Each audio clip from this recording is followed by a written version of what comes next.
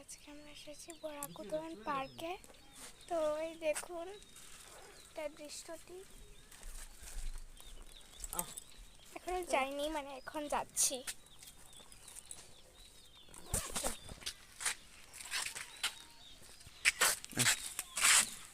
চলুন।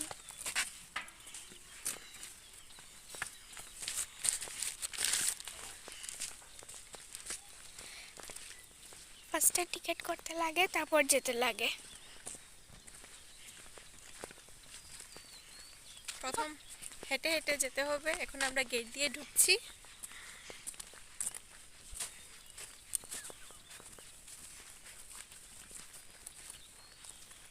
ওইদিকে মনে হয় যে এখানে লেখা আছে ছোট বাচ্চাদের 5 থেকে 12 বছর বাচ্চাদের 50 রুপিস লেগেছে, আর আমাদের লেগেছে 70।